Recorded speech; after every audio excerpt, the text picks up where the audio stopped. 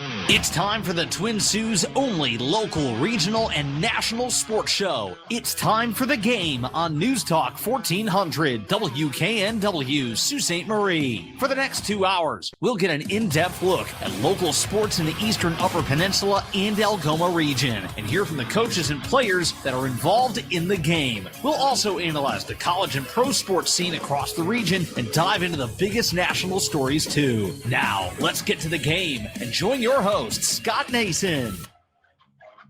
Greetings and salutations and welcome to The Game on News Talk 1400. You can also hear our show online at newstalk1400.net and podcasts available at thegamesportshow.podbean.com. As the man said, my name is Scott Nason, broadcasting from our News Talk 1400 studios in Sault Ste. Marie, Michigan, on this a bit chilly Monday, July 25th, 2022. The Game, the Twin Sault's only local, regional, and national sports show, will be with you up until 8 o'clock tonight. And coming up on tonight's show, we'll be joined by co-host David McCaig Jr., host of the Game Sports Show in Sault Ste. Marie, Ontario, as Dave will join us to talk about all the things going on in the North. Also joining us later tonight will be co-host Butch Davis, host of Butch on Sports, who will talk to us about what is going on in the Metro Detroit sports region and around the area, along with him, sitting down with yours truly for the Sports Roundtable.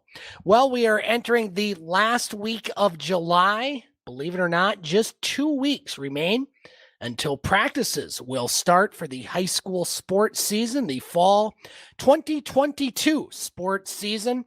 And we'll certainly have more to say about that coming up in the upcoming weeks, as we are about a month away, maybe a little less than a month away from our first football games in the area. If we have time here during the first couple segments of the show, we'll look at a couple of the schools and their football schedules. As local sports, well, there's not a lot going on, but we have some things to talk about. So let's start with something we brushed on last week, the Sioux Legacy's Softball Invitational. It took place a weekend ago in Sault Ste. Marie, Michigan, and the Mid-Michigan Heat and the Northern Michigan Legends softball programs claimed top honors at the 2022 Sioux Invitational hosted by the Sioux Legacies. The Heat Anderson team finished 4-0 to win the round-robin 10U division. The Northern Michigan Legends Peyton squad defeated the Sioux Legacies 12-2 in the 12U championship game. In other age groups, the Heat Nines beat the Fanatics 14-9 for the 14U championship, while the Legends out of Northern Michigan topped the Mid-Michigan Bolts 17-9 to claim the 16U high school division title. Now, that 14U team actually was a 12U team. The Heat 9, which was coached by Rudyard native Steve Lunsfoot, who was a member of the Legacy's coaching staff when his sisters played. He is now the Shepherd High School coach, quite a pretty solid unit there, taking on girls a couple years older, and they win the 14U championship at the Sioux Legacy's Invitational. The Legacy's 12U team opened with a 14-3 victory over the Petoskey Blaze, and then closed pool play with a 7-3 loss to the Lady Bandits. The Legacies bounced back with a 7-1 win over the Bandits during the first round of bracket play, and then followed that up with a 21-6 victory over the Northern Michigan Legends. The eventual champion, Northern Michigan Legends, swept through the 12U division with a 4-0 record. Also from a weekend ago, for the second straight weekend, the UP Wood Ducks would capture their own showcase baseball tournament. The Wood Ducks finished 3-1 and defeated Marquette 12-2 in the championship game of the Sioux Showcase a week ago Sunday at James Field. Garrett Gorsuch, he earned the win on the mound in the championship game against Marquette. Wood Ducks had very solid hitting in that game. Avery Wilson finishing 3 for 3. Josh Lumsden, he was 3 for 4, while Michael Bontrager and Matt Lumsden had 2 hits each in the championship game. The Wood Ducks defeated the Sioux Black Sox 6-0 and lost 11-8 to the Sheboygan Patriots to open the tournament a week ago Saturday. Zach Hagan, he pitched a complete game shutout for the Ducks against the Black Sox, while Denvin McCord, along with Chambers, Michael Bontrager, and Gauthier all had 2 hits each for the Wood Ducks. Against Sheboygan, McCord and Jack Bashon hit 2 hits each. And in their first game Sunday, the Wood Ducks defeated the Marquette Blues 10-3 with E.J. Suggett posting the pitching win. The UP Wood Ducks did play at the UP Zone 5 tournament over the weekend in Escanaba. We didn't get full results in before the show, but I did just see that Marquette would end up winning that one, so they advance to the state tournament, which will be going on later on downstate. How about some auto racing? A pair of familiar faces were in Victory Lane last Thursday night during week 2 of racing at Laird International Raceway. Rod Bolduc and Dustin Jackson were among the feature winners. Jackson picking up his second super late model feature win in as many weeks in the process, while Jackson, who was also running in the modified division, had a strong night, picking up a pair of heat wins in his modified before finishing second to Bolduc in the feature. Jackson also picked up a heat win in his super late model.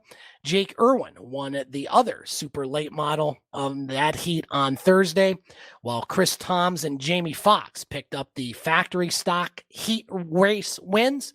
And Anthony Marinaro won the 4-cylinder feature, while Devin Terrence and Shanna Harton picked up heat wins that at the Laird International Raceway in Soo, Ontario.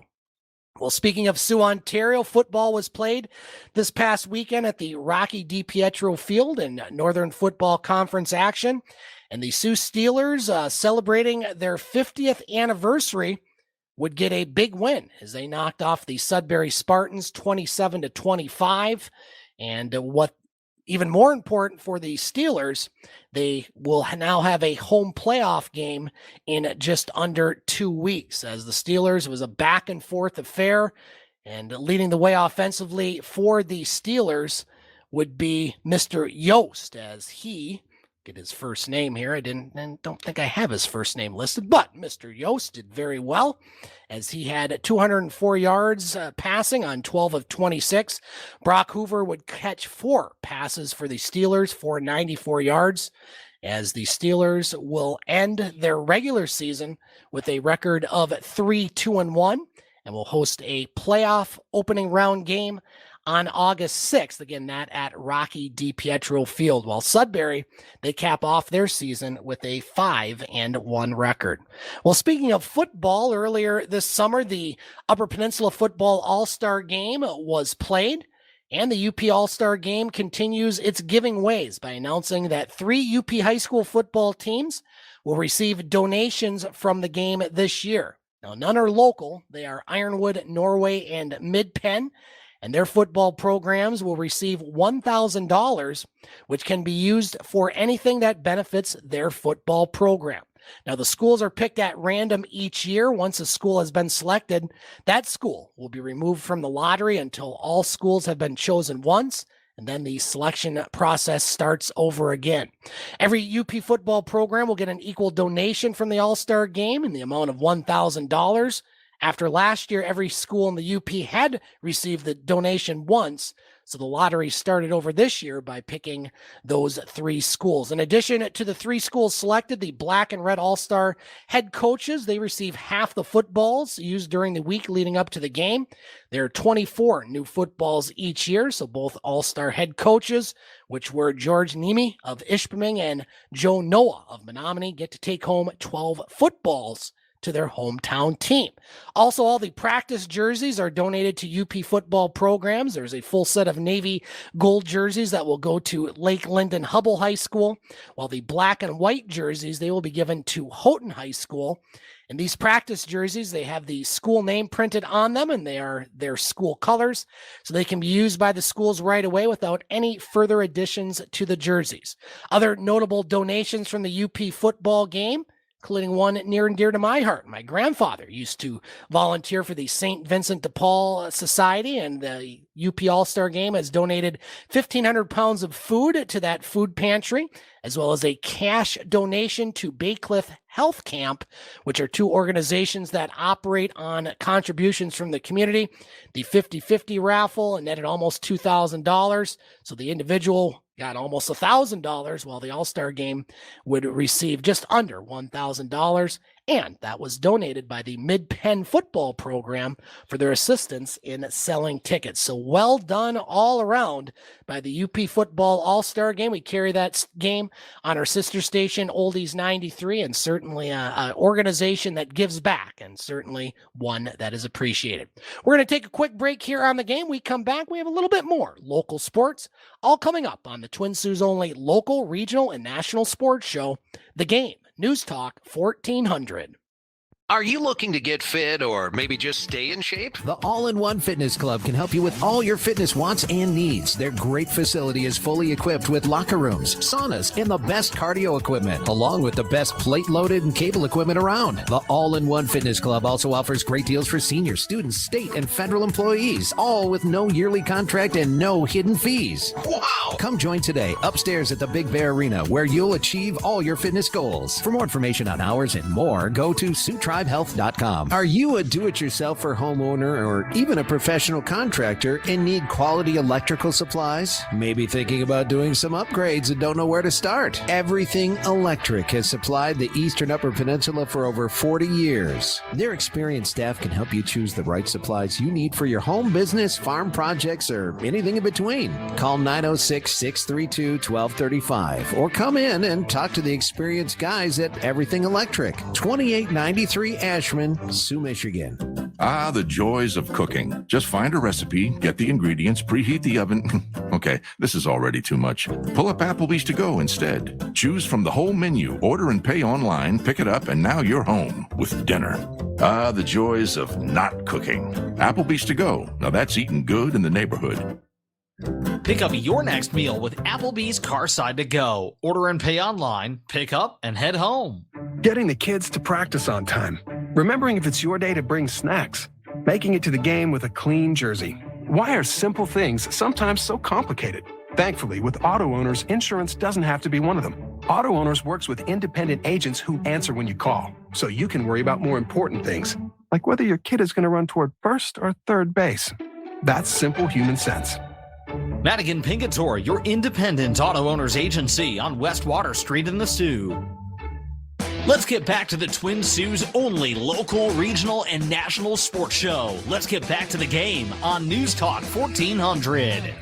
612 on the game, News Talk 1400. Scott Nason with you as we continue to look at a very limited local sports information and tidbits that I've come across the past week. Coming up after our next segment, we'll be joined by co-host David McCaig Jr. from the Game Sports Show in Sault Ste. Marie, Ontario, as Dave will join us to talk about the big trade, which took place Friday in the National Hockey League. He'll also talk about the Detroit. Now, we won't talk about Detroit. Butch and I will do that. The Toronto Blue Jays and their big weekend in Boston, and even touch on the WWE and Vince McMahon, a subject that Butch and I certainly will be discussing as well in hour 2 of the game. Soo Greyhounds, they will start their regular season at home September 30th against North Bay. Once again this season, you can hear all Soo Greyhound games home and away over on our sister station at Rock 101 with Jerry Liscombe Jr. We mentioned, I believe last week, the general manager of the Soo Greyhounds, Kyle Raftis, had his contract extended. And the Soo Greyhounds, they're hiring. They're looking for several positions to be filled. You can find all this information on their website, SooGreyhounds.com. They're looking for a video board operator, and the job purpose for that is reporting to the director of game day operations. The video board operator will play a vital role in creating a world-class in-game atmosphere. Primary duties of the video board operator are, but not limited to, operating the video board on game days, work with audio-video staff to ensure the successful execution of in-game content.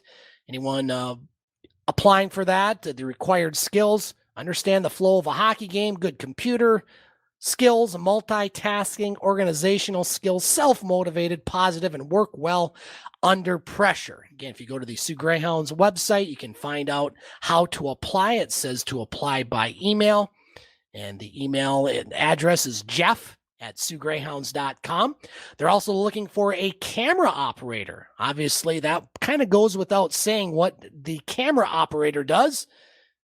Films the game. That's pretty tough. I got a lot of respect for anybody doing camera, especially at a hockey game. Action gets fast and furious, so the Greyhounds are looking for a camera operator, and another job in activation staff.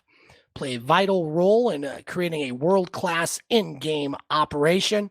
Primary duties of this one, executing in-game activations and games, work with audio-visual staff to ensure the successful execution of in-game content.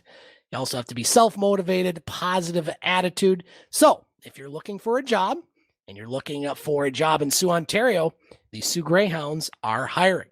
Matter of fact, we are hiring. Here at Sovereign Communications, we are seeking out board operators, especially for our upcoming fall, winter, and spring sports seasons. If you want any information on that, just call the station here and we will hook you up. The Soo Eagles of the Northern Ontario Junior Hockey League will be holding their main camp scheduled for the weekend of August 5th through the 7th at the Big Bear Arena in Sault Ste. Marie, Ontario.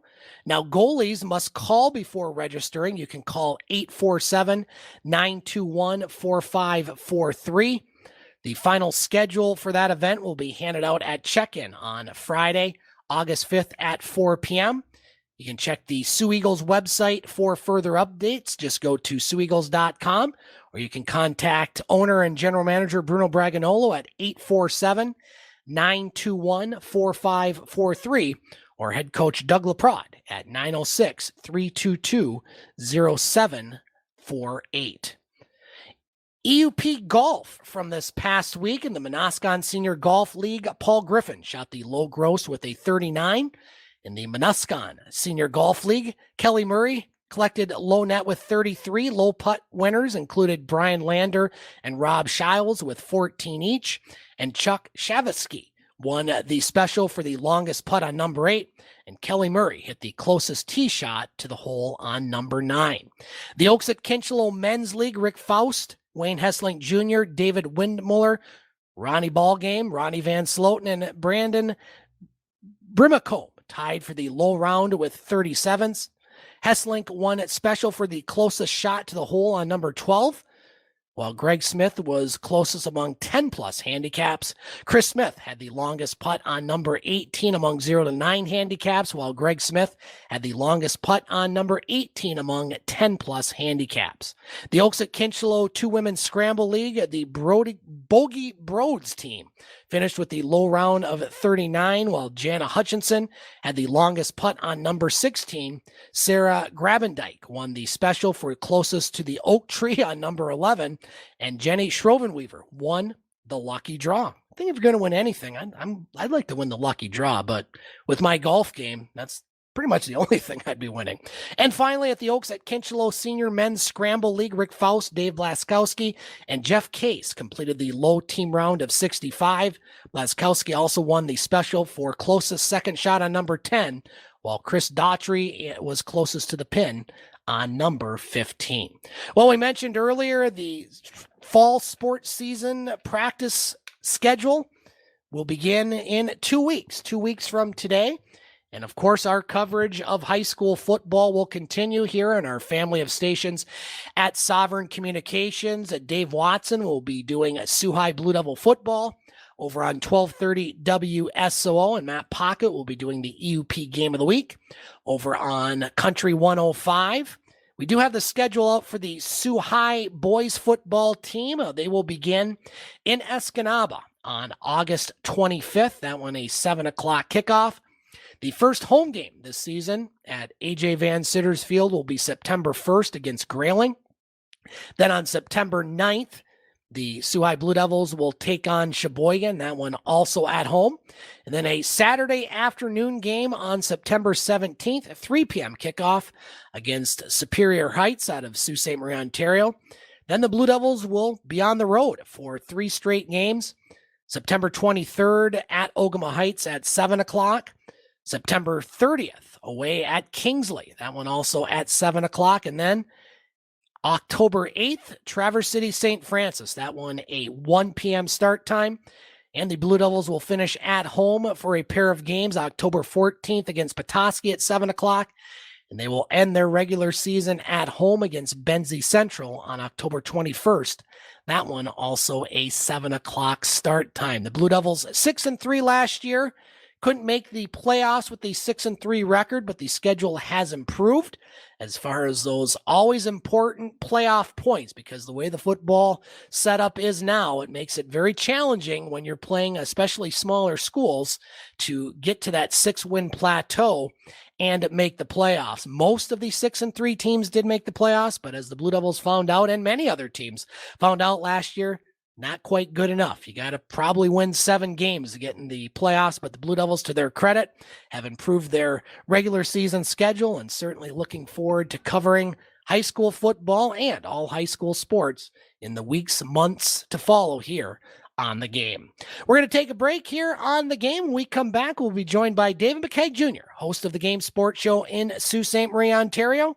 All coming up on the Twin Sault's only local, regional, and national sports show, The Game, News Talk 1400.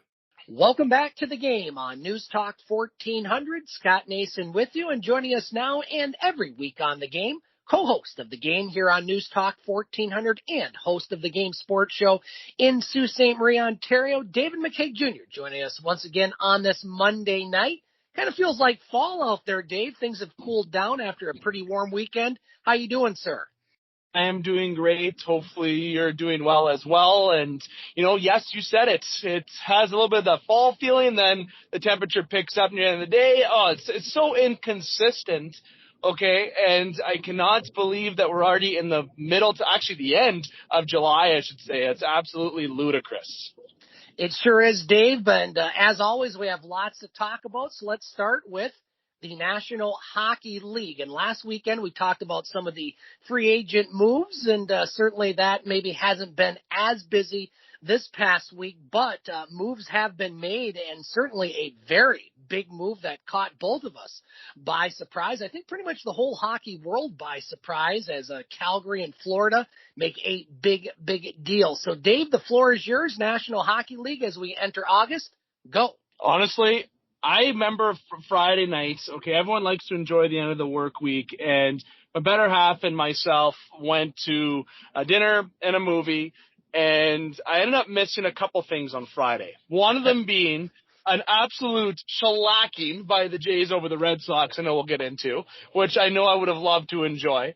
And then the trade happened. Now, I'm not saying that I regret going out or anything, because there's nothing better than a nice night out, but there was a lot of things that happened on Friday night per se. And honestly, I remember getting out of the movie on Friday. I actually went to go see Elvis, which was a very good movie. Austin Butler did a terrific job. Austin Butler did as Elvis. But back on topic, I got out of the movie and I opened up my phone, and there it is, the Blue Jays score, and then this trade that came across the phone. The Florida Panthers and the Calgary Flames connect on a highly unlikely trade that would never go through in any video game, even if you put it on easy mode, first off. Right. And secondly, it just full surprise. You got Jonathan Huberdeau and Mackenzie Weegar going over to the Calgary Flames on the prospect and a conditional first-round pick, with Tkachuk heading the other way to Florida. Now, Tkachuk at that point as well has also re-signed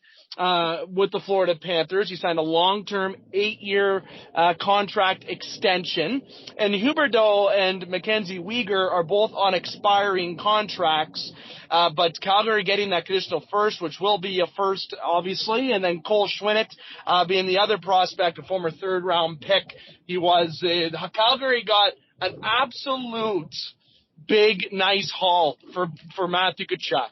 Yeah. Now, Calgary would have had Tkachuk go to restricted free agency, which would have been a qualifying offer in place, and then Tkachuk likely wouldn't have re-signed. He would have had the drama all year. Maybe he wouldn't have had played as well as he did this year because of distractions. Calgary had to trade him. As soon as Gaudreau left and Tkachuk came out stating that he wasn't going to re-sign, you have to move him. If you're the GM of Calgary, you have to make that trade necessary to avoid the distractions this year and get the best return possible. And not only did he get the best return possible, he got the most unlikely return possible that people only dream of. Jonathan Huberdeau had a career year, massive improvement in points, 115 points this year, okay? Mackenzie Weegar is a top 4 defenseman. Okay, now, listen, I'm going to go to Toronto for a second. What is on my Toronto wish list as a Leaf fan? Top 6 forward, top 4 D, and stability in net. Unfortunately, stability in net still in question. But I know if I was Toronto and they got Huberdeau and Mackenzie Weegar, I'd be jumping all over the place. So if I was Calgary, I'd be jumping all over the place right now, too, for the return you got for Tkachuk. Couple things. Huberdeau, yes, is on an expiring contract, and so is Mackenzie Weegar. But Jonathan Huberdeau and Mackenzie Weegar have stated in their press conferences today that they are interested in long-term contract extensions. Now, I think it's more realistic for Weegar, but for Jonathan Huberdeau, you better give him a product on the ice to potentially have him to stay. And I know Calgary's been in the running for Nazem Kadri, as has the Boston Bruins and New York Islanders and still Colorado Avalanche. So it's very interesting to see what Calgary is going to do. And I can sit here and give everyone predictions how I think they're going to do, but going to the trade first before I even get into that very briefly, Calgary won this trade, and I'll tell you why. Number one, that first-round pick, whatever that turns out to be, if it's a player that spends a good amount of time in Calgary, high-end caliber player or not, that's still a bonus because you're going to lose Tkachuk for nothing. He would have gotten less value in the future, especially if he would have had a worse season or if something would have happened. Two, Mackenzie Weegar and Huberdeau, despite if they get extensions or not, those are great quote-unquote rental players that will help Calgary still be a playoff team this year. I still think they need to add some more top pieces, such as a Nazem Kadri, or look at another piece to add to the top 9 to make them a bit more effective. They're already very impressive on defense with the likes of Tanev, with Hanifin, now with Mackenzie Weegar, Shillington. They got a good little nucleus of defense there, so and potentially another top 9 forward and fit it within the cap. Calgary is going to be placed very nicely and actually have a very good chance competing with Edmonton this year. So even if it is a rental, if Calgary utilizes it as a rental, that is okay. But I think they should side on the area of caution as if they lose Huberdeau and Weegar for nothing. But it kind of contradicts what I was saying because using them as a rental is of benefit still, but it all leads back to my first point of how that first-round pick turns out to be and even the prospect that they acquired from Florida. Honestly, if I'm Calgary, and people are going to think I am absolutely maybe nuts, but if you sign Nazem Kadri, you keep Huberdeau and you give him a blank check. The player deserves it. Mackenzie Weegar deserves good money. Pay the guys, especially since they've expressed interest. However, these players aren't going to sign a contract likely until at least the deadline, if not the end of the year, which is very risky for Calgary. So if you're Calgary, if my honest opinion is if you get Kadri and a top-end player, you keep those guys and you take the risk. But if you don't bring in any other talent for the rest of the season and you're going with the guy, I think you have to trade Jonathan Huberdeau. They've already stated that teams have reached out to Huberdeau. They've already released them to a press conference. So I know people are going to be like, whoa, Dave, they've already introduced them. Why would they do that? It wouldn't be a right-away thing. It would be a deadline trade. And they can probably get another top young forward, another first-round pick for Jonathan Huberdeau at the desperate for that top 6 piece to put them over the edge. Mackenzie Weegar, you can likely get a first and a lower-end prospect for Mackenzie Weegar as well if he continues to play the way he did at the deadline, because both of them have very cap-friendly deals. And Huberdeau in particular is a $5.9 million hit on the cap, which is very cheap for teams that are like Toronto, for teams that are like the Tampa Bay Lightning. I'm just naming a couple teams off the top of my head. Colorado Avalanche at the end of this year. They're going to be looking for those players that you can retain 50%, get maximum value. So Calgary has the ball in their court and can do whatever they want. Either way, it's a win-win for Calgary. If they keep them all year, then lose them. Or if they end up trading them again and flipping them for more assets by the deadline. And honestly, if I'm a Calgary team, I'm re-signing Huberdeau and Weegar, and I'm restoring faith with these fans for this franchise this season. They have a division where they can be very competitive and still successful.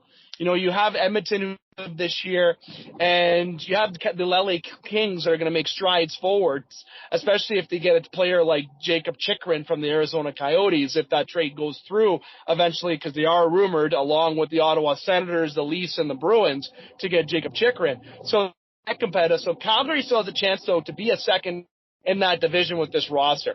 So that's why I think Calgary won the trade, because of all those points. Florida, I'm going to go to you for a second. Okay. You got Matthew Tkachuk. You've now brought in a player that you're going to be able to keep for 8 years, because you were likely to lose Huberdeau and Weegar for nothing. And honestly, you were probably going to get cap crunched if you did resign, which would have affected you for other players in the future. So, yes, I think Zito overpaid for Matt Tkachuk. I think Huberdeau for Tkachuk straight up would have been enough. But if you look at the fine details of this trade and contracts, it was definitely almost a trade that was worth Calgary, but more so into Calgary's benefit because of the star-studded talent that they got. And yes, I consider Weegar a star-studded talent, because if you have a top four defenseman by trade who can get 30-plus points and play both power play and penalty kill, that's an effective D-man in today's NHL. Calgary Flames win this trade by a landslide, in my opinion, at this point. We'll see what happens by next year. But Calgary they can do anything they want now. They can continue to spend money and continue to be competitive, or you still keep the young core and look at moving Huberdeau later on in the year if you're not achieving to where you need to be. But I think that'd be crazy for them to do.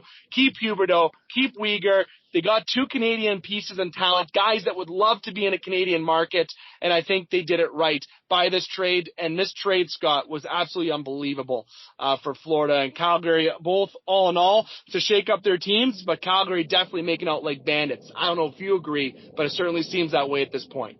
I can't argue anything you said there. David McCaig Jr. joining us on the game, breaking down the big trade in the NHL over the weekend and breaking down a team that's probably restored his faith and then some since the All-Star break. The Toronto Blue Jays, fresh off a 3-game sweep of the Boston Red Sox at Fenway Park, scoring 40 runs in 3 games, including 28 runs on Friday, which is the most they've ever scored in a game and almost the most ever scored in a game in Major League Baseball. The Jays now still 12.5 games behind the New York Yankees, who have cooled down a bit, but the Jays in better wild card spot as they are now firmly in the wild card position, a 2-game lead over their nearest competitors. Dave, you got to be smiling wide about what you saw from the Blue Jays. Can they keep it going? Oh, Scotty, smiling is putting it lightly. Like I said, that Friday night seeing that score, that made me more happy than wanting to react about the trade in the National Hockey League, of course. Well,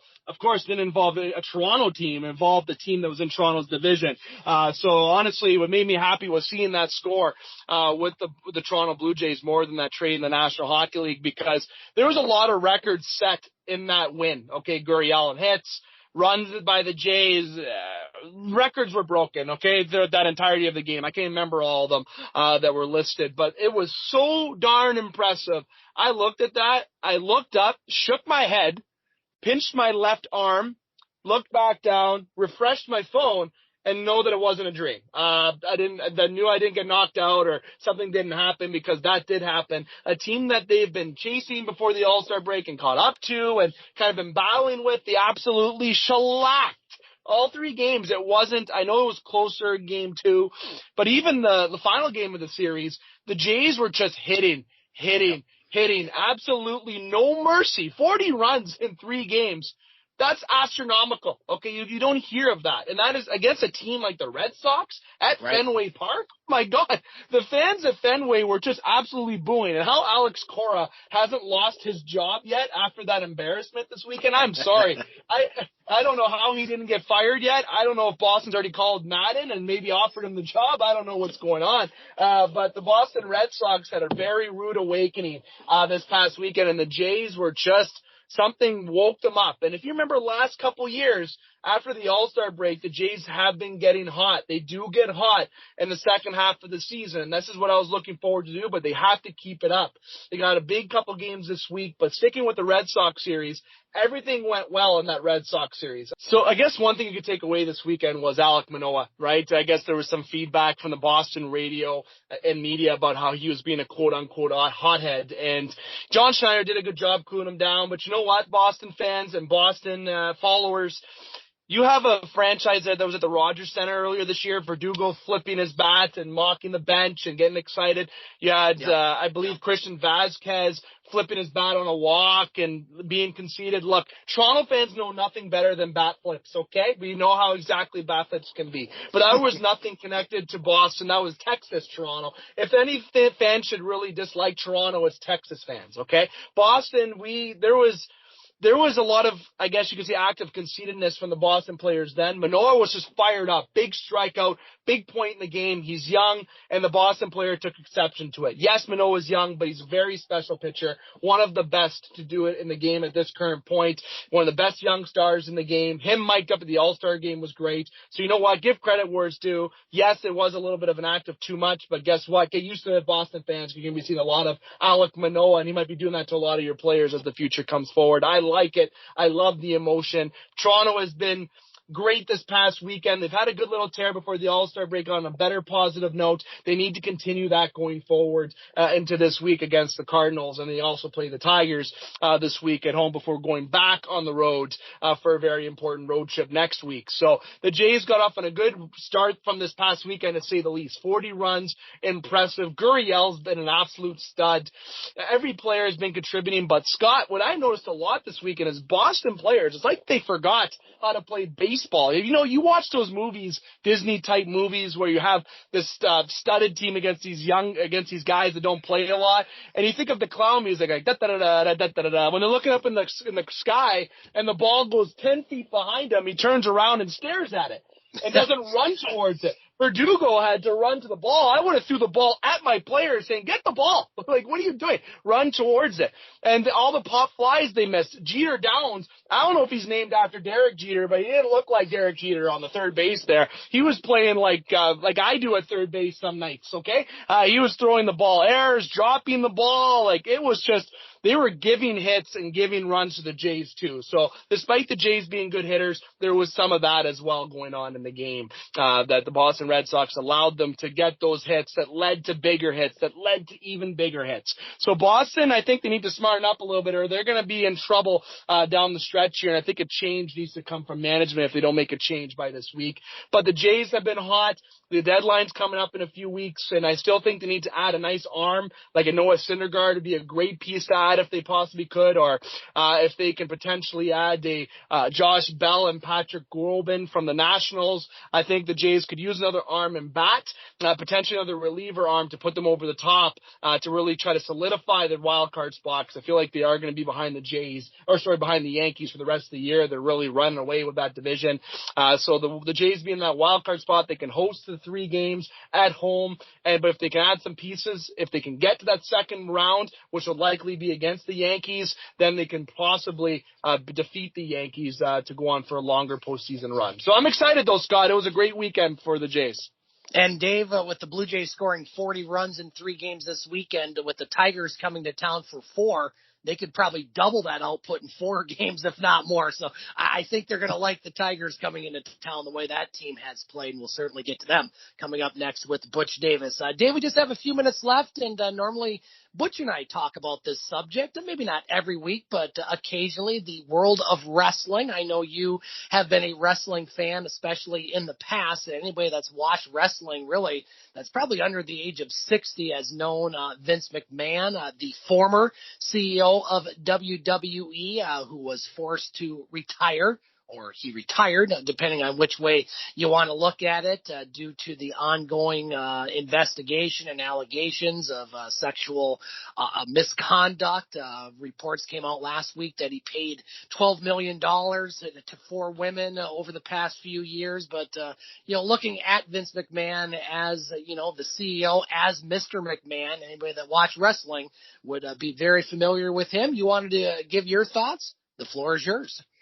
Honestly, and there's a big casual wrestling analyst on our show that people forget about because he's only done very minimal editions, but Intercontinental Inch is his name, and he still follows wrestling to a passion right down to his core. And when him and I were communicating as of late about it. He was kind of getting into character, and I had to make sure I swayed him to be back to normalcy when he's talking to me a little bit. But he's somebody that I kind of wanted to even bring on the show today, but I wasn't able to coordinate or connect with you that, even Scott. So down the road, I think it'd be a good idea to get his character on so fans can enjoy it. But there's somebody that's been watching wrestling for years, much like yourself. He's got almost a decade on the Intercontinental Inch in terms of age. And, that part of the era of wrestling that I remember watching was that Attitude Era, right? You got the Undertaker, you got Triple H, Mankind, The Rock, Stone Cold, Kurt Angle, Edge. Hulk Hogan was at the tail end of everything, and Kane and X-Pac, D-Generation X, Shawn Michaels. All that was amazing. And I remember watching wrestling until I was about 13, 14 years old before I swayed away from it because I believe it got worse in terms of entertainment, to be frank with everybody. But I still have friends that follow it routinely, such as Intercontinental Inch. And we did briefly touch on Vince McMahon. And my thought about Vince McMahon was there's somebody who brought wrestling to life. And despite these allegations, which are severe, I'm not going to get into those allegations. We all know how serious it is and how inappropriate it is. But there's somebody who has done provided a tremendous gift, such as the WWF that turned into the WWE. And he has a family that's involved, Stephanie and Shane, Triple H's son-in-law, right? The Game himself, and of course, no ad or sponsor to that with Triple H to the show here, but those are legends. And, now that I look back, Triple H is not wrestling. You got The Undertaker not wrestling. Vince McMahon, you don't have Stone Cold who doesn't really anymore. All these guys from the Attitude Era, Hulk Hogan, that the guys that Vince McMahon brought in, you don't really see, obviously, unless there's some guest appearances by them, such like The Rock and John Cena and those guys. But Vince McMahon is a legend in terms of what he brought to life, and he brought entertainment to everybody's households, and he did a tremendous job at doing it. And he created such a very, very successful wrestling brand that's worth, I don't even know how much today. I think $1 billion. It must be $1 billion. I don't know top of my head, but it must be worth a lot of money. And all that thanks to to Vince McMahon himself. And no chance, just like his entrance song is called, no chance will anyone touch the pedigree, hint to Triple H there as well, that he made his mark on the WWE and the wrestling world. No chance anyone ever contends with what he does, and all the best to his retirement. He may not hear these words from me, but he's definitely made a big impact on my childhood with wrestling, much like he has with everybody else. Great references, sir, at the end. I like that, combining the song and, of course, Triple H's finishing move. David McCaig Jr. joining us on the game. And, Dave, before we let you go, what's ahead for you and your crew with the Game Sports Show in Soo, Ontario over the next couple weeks? We got the long weekend coming up this week, so kind of delays a potential top shelf show that we'd like to have with a little bit more in-depth about the Tkachuk-Huberdeau trade, but also some other hockey news. But we will have a Strike Zone edition. This upcoming Wednesday will be the recording, so everyone should be able to enjoy it Wednesday night or by Thursday morning on all platforms. We will have a special edition upload, but it was supposed to be this week, but I'm pausing it because of it being the long weekend week. It will be uploaded next week. I will not state who the guest is. You'll just have to keep an eye on the uploads on the GameSportsShow.com and the TGM Network YouTube channel. So Strike Zone this week. Then we got a special edition coming up next week, as well as a Top Shelf will be delayed till next week as well. So a few things on the docket, but only one show in the near future until next week. Dave, as always, thanks for joining us on the game. We will not be having a show next week due to my vacation and the second anniversary with my beautiful wife, Becky. We'll talk to you in 2 weeks' time for our next edition of the game, sir. Scotty, wouldn't miss it. Miss you in person. Can't wait to do it hopefully after in September. And happy anniversary to yourself and also your better half, as I like to say with mine, Becky. Thank you very much. We're going to take a break. When we come back, we will be joined by co-host Butch Davis from Butch on Sports, all coming up on the Twin Sault's only local, regional, and national sports show, The Game, News Talk 1400. Let's get back to the Twin Sault's only local, regional, and national sports show. Let's get back to the game on News Talk 1400. Welcome back to the game on News Talk 1400. Scott Nason with you. Joining us now, co-host of the game and host of Butch on Sports, Butch Davis. A late night edition of Butch on Sports from early this morning, which you can find on Butch's website. Just go to Simply Butch 2. That's TOO.podomatic.com. You can also find all editions of Butch on Sports on our website, thegamesportshow.podbean.com, as Butch joins us each and every week to give us insight and opinion on the world of sports, not only in Metro Detroit, but the sports world in general. Butch, it's cooled off here in northern Michigan. How's the weather down your parts, and how are you doing, sir? Nice and warm. 79 degrees right now here in the southeast of Michigan here. It can't get no better than that there, but it's good. Good. That's good, Butch. And I mentioned it earlier, local sports pretty quiet around summertime in these parts, but we're 2 weeks away from the start of the fall sports season in high school sports around the state of Michigan, as it'll be football, volleyball, cross country, and other sports starting. You and I already got credential information for the fall. It seems like the season just ended, and boom, here we go again. Yeah, another hectic year. Who's going to do what, when, why, and how there? And I think a lot of kids is going to be very pumped up because this is many years we have had in the past. Well, that's a couple too. Everybody's expecting to be somewhere, or whoever participates in sport that is have something to do. And right now, if they're wise and nice, they're getting ready for that right now. But football coming, track, cross country. It don't get no better.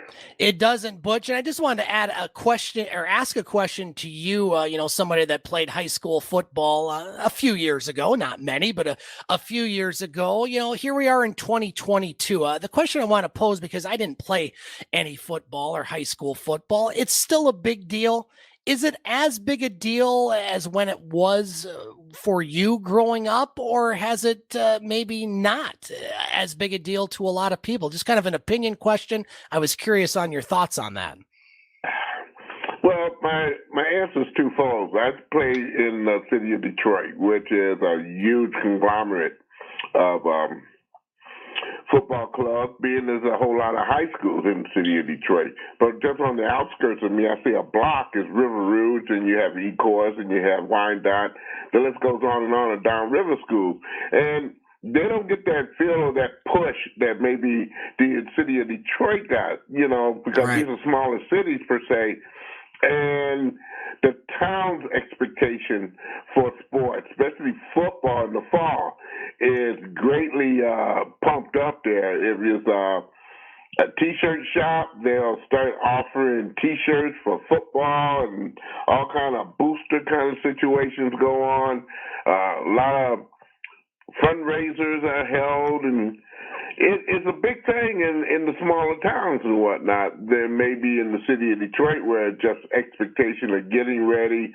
You may, in my case, I had just played maybe baseball, and you got maybe these 2 weeks off to get recuperated or do some things you haven't been able to do, and you do those before you go into football camp and get grounded down and get to a no-not one. Yep.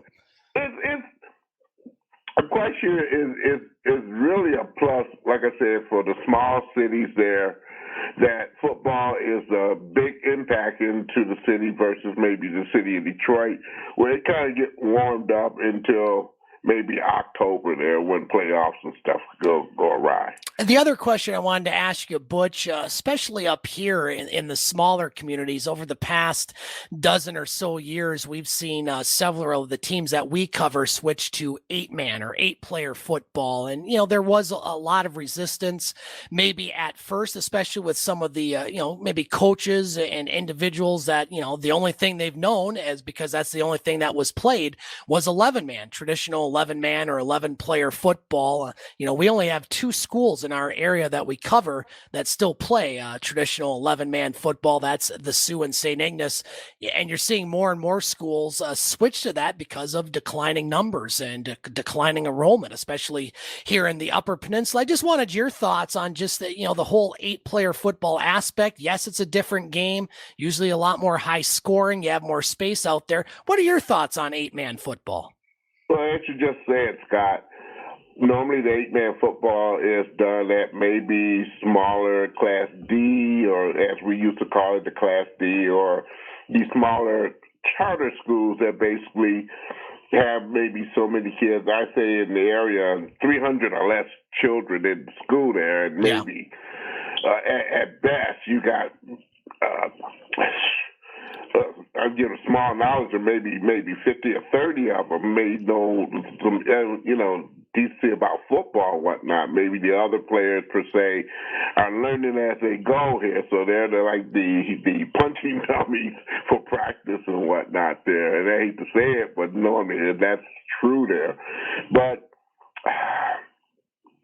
it's not so much here, like I said, the smaller charter schools per se, or some of the smaller public schools that maybe have a small amount of kids, and those are including private schools as well, get into the 8-man football because, again, that slight smaller enrollment per se, experience has a lot to do with it, and also school of choice, okay? Yep. Where normally a kid no longer has to stay in the city that they reside in. They can go somewhere else, okay, and participate as long as that school of choice is granted and they enroll, or certain legalities go into place. So, and I know the rule is still there. If you go and transfer, other than big reasons, there you have to sit out 1 year, and a lot of kids are doing that in order to do it. I know I did it, okay, in order to go to another school there and participate there, not because of the school was bad, because they wasn't getting the playing time or the attention that is deserving of them, making an opportunity of something they really love and enjoy doing. Yeah, to me, 8-player football is a necessary evil. And again, I'm not calling the evil of 8-player football. It's still football. Kids are still playing and still enjoying it, but it's the reality of the situation here in Northern Michigan. Thing, like I said, for these smaller schools, again, either you lose a player, and again, you look at the state of Michigan, how they got football set up. There's several ways you can go about it there. And one of the rules you can go about it with most schools now, they kind of combine talents from school to school. You can trade off and maybe have a private school come to maybe a public school, and that would make them qualified and eligible to have more or less an 11-man playing surface. If you don't have that, still that advantage of that, maybe that private school, or vice versa, go to one of those community schools there, are still able to play the game. There might be 8-player football there, but again, able to participate. It's a good thing because, again, no one is left out. It's a wacky thing to a lot of us who got used to it and know there's certain rules that you have to get used to, again, in 8-player football versus the regular football. The 8-player football reminds me a great deal of Canadian-style football. Yes, exactly. Okay? Butch, we're going to take our top of the hour break, but when you and I come back, we have a lot more to talk about, and we will start with our favorite team, the Detroit Tigers, all coming up in 1 minute on the Twin Sault's only local, regional, and national sports show, The Game, News Talk 1400.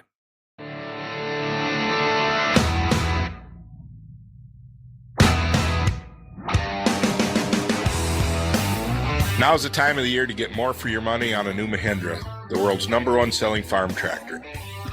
Enjoy 0% financing on select Mahindra tractors. That's more for less on Mahindra's best-selling models. We deliver more lift, better fuel efficiency, and more built-in weight. Paul Thompson here with Gaylor Thompson Sales. Come on in and test drive a new Mahindra today. And remember, we also carry a full line of Boss plows, Cub Cadet, Woods implements, Exmark Mowers, Echo Power Equipment, and Doolittle Trailers. Give us a call today at 906-478-3026. And remember, I-75, exit 373 in Rudyard for the best service in the EUP.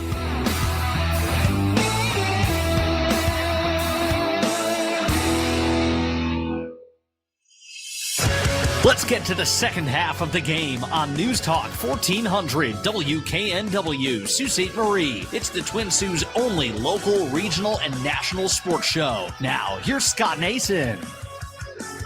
And welcome back to Hour 2 of the Twin Sault's only local, regional, and national sports show, The Game, here on News Talk 1400. Scott Nason with you as we continue to be joined by co-host of The Game and host of Butch on Sports, Butch Davis. Well, Butch, let's get to Major League Baseball, and let's start with the Detroit Tigers. Coming off the All-Star break, the Tigers actually got a win in Game 1 of their doubleheader in Oakland. Plenty of good seats available for that one. And since then, it's been the same old Tigers. They would get shut out in Game 2 and then have a brief 2-game home series against the Minnesota Twins this weekend at Comerica Park, where the Tigers were shellacked twice, as now the Tigers a season low 20 games below 500. They'll start a 3-game homestand against the San Diego Padres tonight and then travel to Toronto for 4 games against the red-hot Toronto Blue Jays. Butch, the more things change, the more they stay the same with the Detroit Tigers. They're at their worst record of the season. Injuries abound, hitting struggling. Before we get into some of the details, your thoughts overall on our beloved Detroit Tigers? Well, I mentioned them last night on the show there, but again, it's despicable right now the way this club is performing, professionally and otherwise there. And it's sad that our fans who had so much expectation when they went to training camp in February, now looking at a pile of garbage that's second to none, a big fat joke. And maybe something good will come out of this there, knock on wood if it do, but it's bad. And I think the worst part about it is the amount of injuries that the pitchers are having on this particular club. And it seems like every pitcher has had a round full of more or less major injuries. So my question is basically, are they looking at the medical team and how are they preparing these particular pitchers there? I said sometime back, I think a year and a half ago, about Casey Mize, for example. I thought he was being punished when the Tigers drafted him and did not bring him up right away just to see the major league. We sat on the bench or basically got put in there for relief or basically be given a start as a reward. It don't seem like it's now when you're getting these kids out of college. And I got a lot to say about that with the Detroit Tigers. They want to put them back on A-ball and make them work their way up, which takes maybe 3 to 4 years. And I think that's the stupidity of baseball right now that it really and truly is not getting across to me at all. Talking about injuries, Butch, and I printed off the injury report just from the past few days. We saw Ronnie Garcia.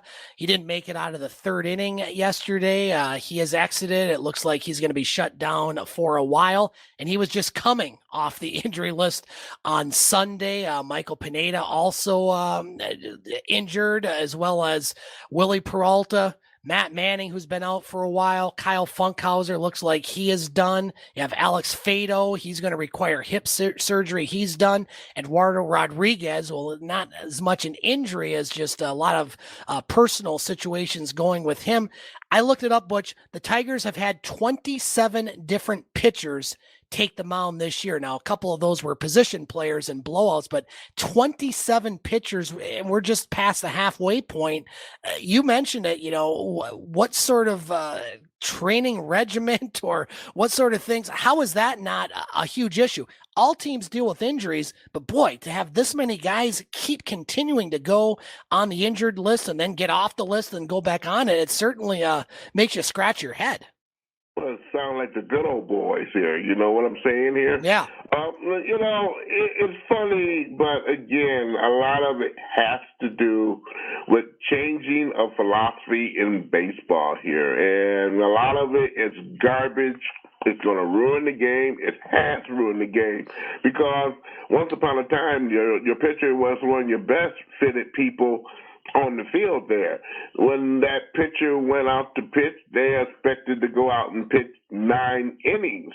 Nowadays, you're not liable. If you get 5 good innings in, then coaches are taking you out and this particular reliever and that, and it has ruined this game miserably here because now the expectation for pitchers being the best people in shape are now the worst people in shape here, and this is I mean, it's happening on other clubs, true enough, but on this particular team here, it has to be a question might be raised, not only by the vice president, but the president of this organization, which is Mr. Illich, is to look high and dry of is it the good old boys type of situation they're running here, or maybe they need to make a change on who they're trusting in the health and well-being of these kids there. And you mentioned it on your show last night, Butch, the question, are they being professionals and playing for their manager? AJ Hinch has a good pedigree. Obviously, he has some skeletons there with the situation in Houston, but the guy knows how to manage a baseball club. Are the players just, I'm not saying every player, but has the team quit on AJ Hinch, in your opinion? Well, managing the baseball club, that question is still out when he got caught up and got suspended for 1 year for cheating. That's true. You're putting cameras on garbage cans and all this other stuff there to get an advantage. That question is in doubt there.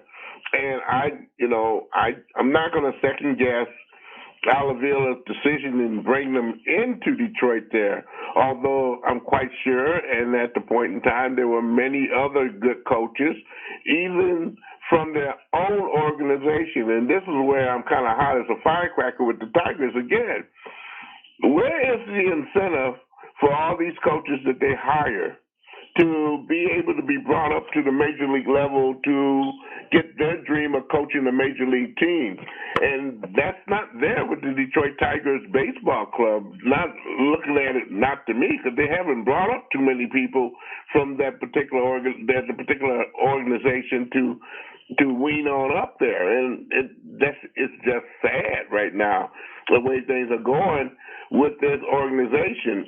We just had a draft that I am very disappointed with. I am very disappointed to the core because, again, of all the teams in this league, and there's over 30, Detroit Tigers couldn't find a way of putting someone from the state of Michigan on the roster there.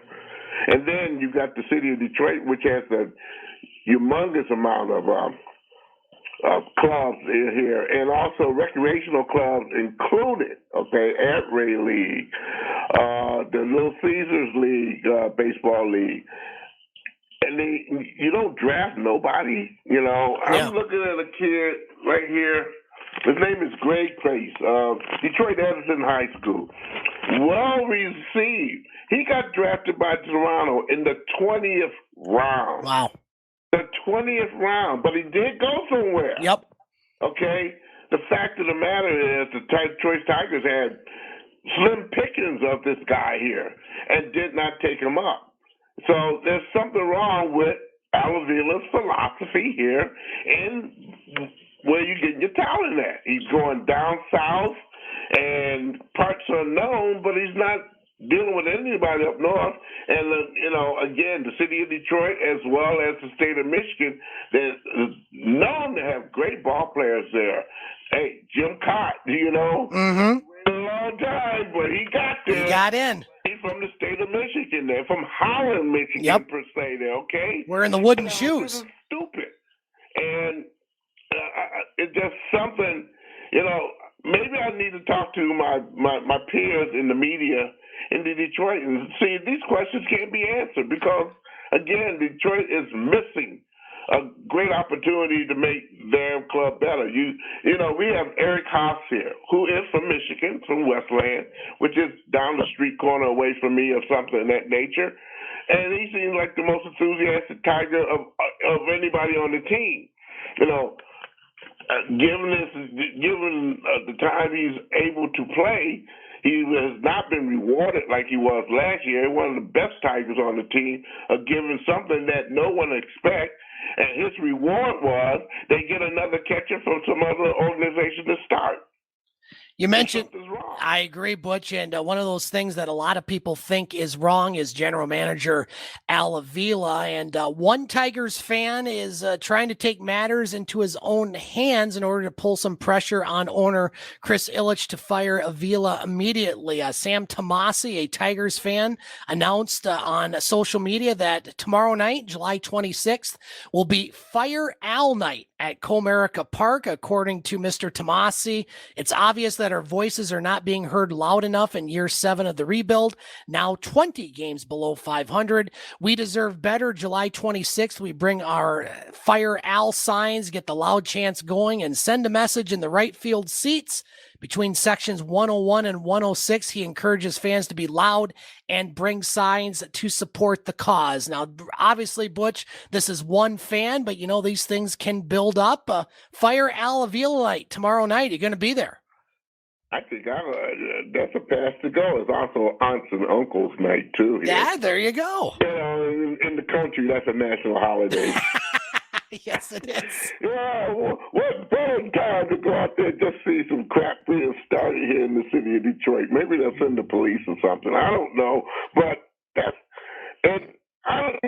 again, fire is a huge word. But again, when you come down to looking at the job that Ilitch is doing with the club and how much he's getting involved, I think he's allowing people that he hired or his dad hired to run the ship.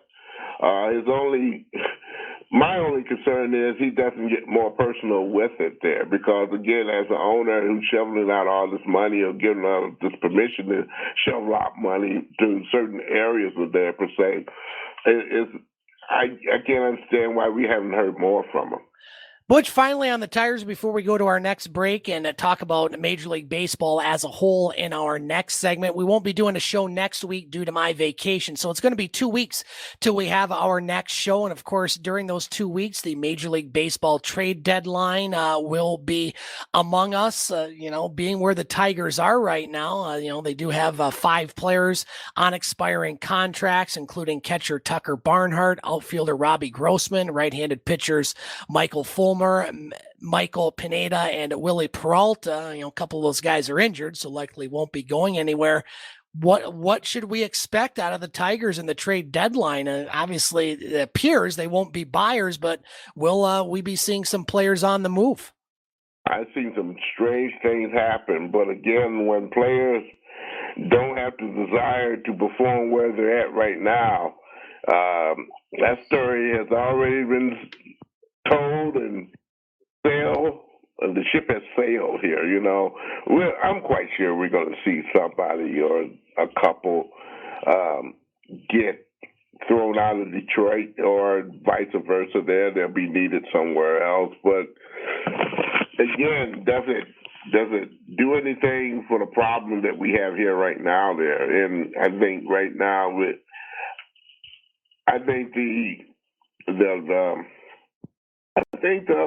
the biggest problem is a general manager and a manager running this club and continually letting it go to pot, okay? I think that would be the most important thing. And if anything, when that happens, I'm quite sure, hopefully, that the president gets involved and try to make some moves, some changes, or again, as I said last night, have a come to Jesus meeting with both of them and let them know where they stand and what they need to do to make this place better. Certainly something needs to change, and not much time to change it in this season. Butch, we're going to take a break. When you and I come back, we'll look around Major League Baseball. We'll also talk about the Hall of Fame ceremony this past weekend in Cooperstown. All that coming up and much more on the Twin Sault's only local, regional, and national sports show, The Game, News Talk 1400.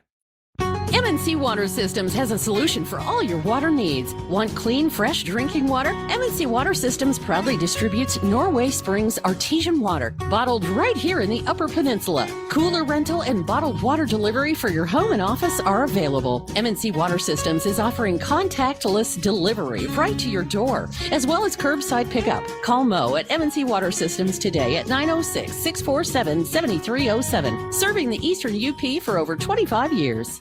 To make this the summer event at O'Connor's will make your summer with big savings on ultra-low mile leases on the rides you love. Like a new 2022 Jeep Gladiator High Altitude with a 39-month $499 payment plus tax. You pay $49.95 at signing. Or new 2022 Ram 1500 Crew Cab Bighorn. Grab a 36-month $379 payment plus tax. You pay $28.73 when you sign. Must qualify for Stellantis Lease Loyalty Bonus Cash for either offer. At O'Connor's of Pickford. See dealer for details.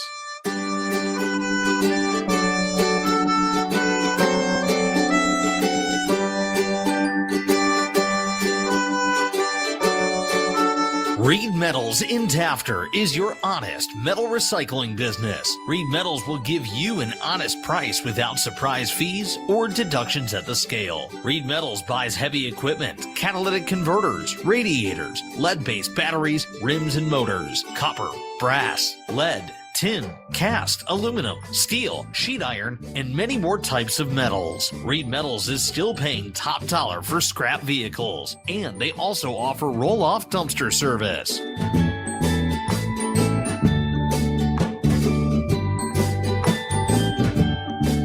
Reed Metals is open Monday through Friday, 9 a.m. to 4 p.m. Visit reedmetals.com. Reed Metals, conveniently located only 10 miles south of the Soo on Mackinac Trail. If you came across someone struggling with hunger, how would you recognize them? By their clothes, their age, the way they speak? Would you notice a 16-year-old boy who got his first job, not for extra spending money, but to help feed his little sisters?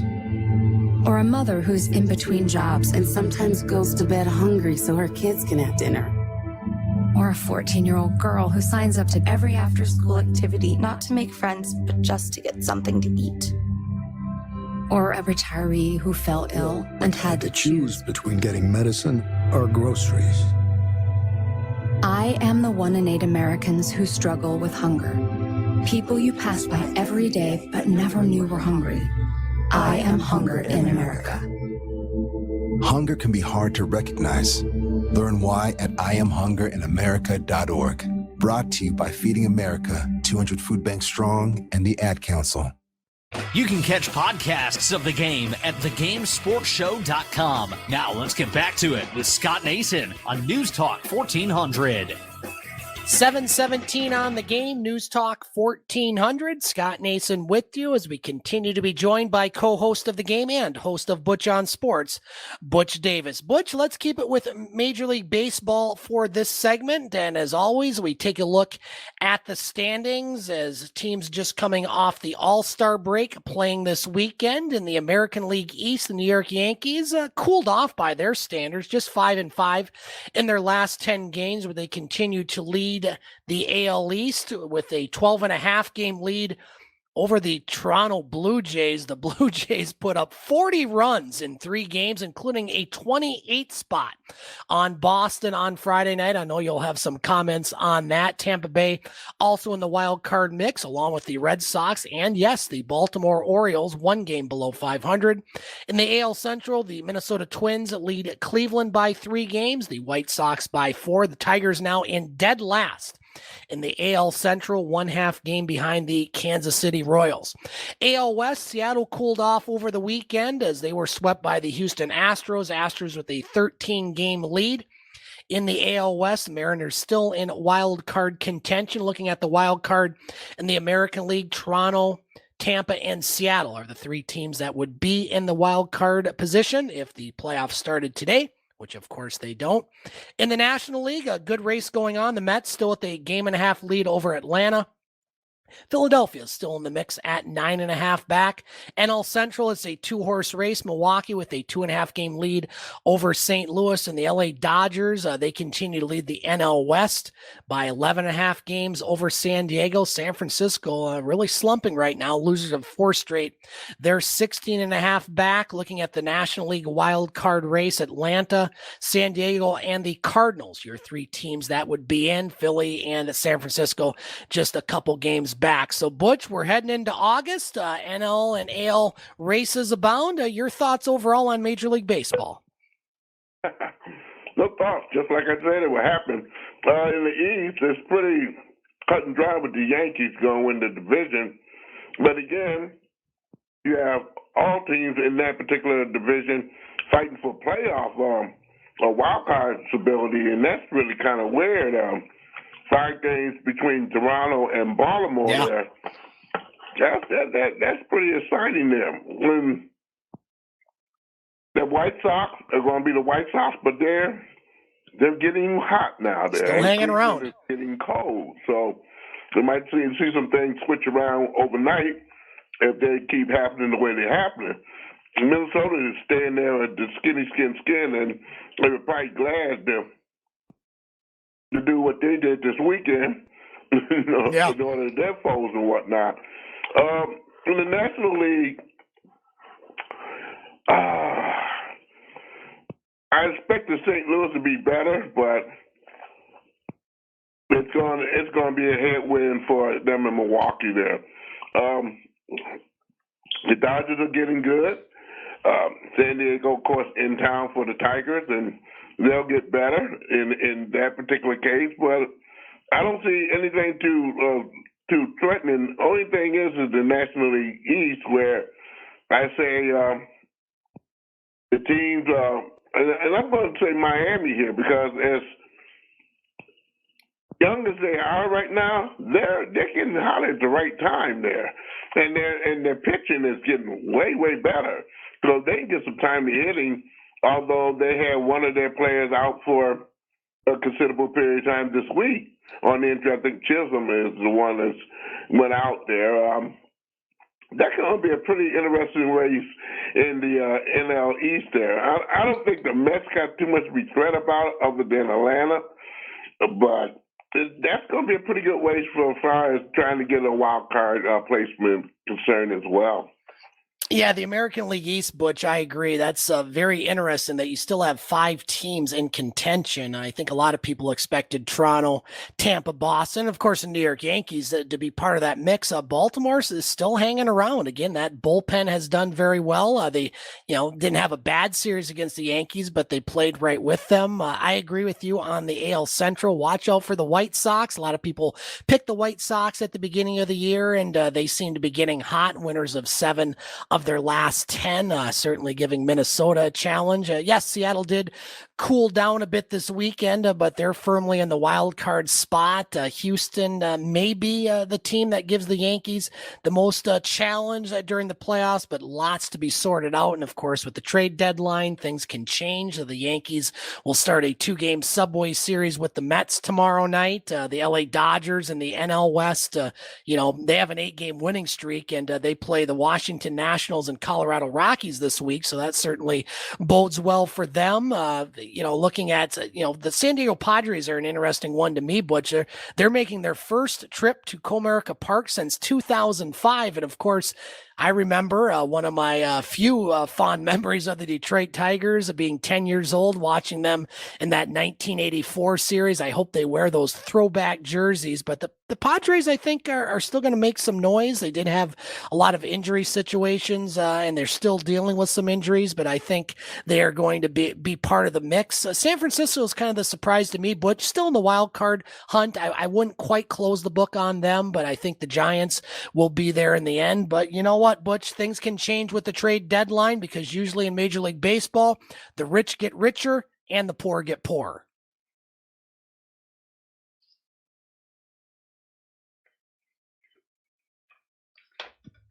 To me, the most likely place for him to go that have the cap money and everything to go with it, and they won't suffer, will be Seattle. Yeah.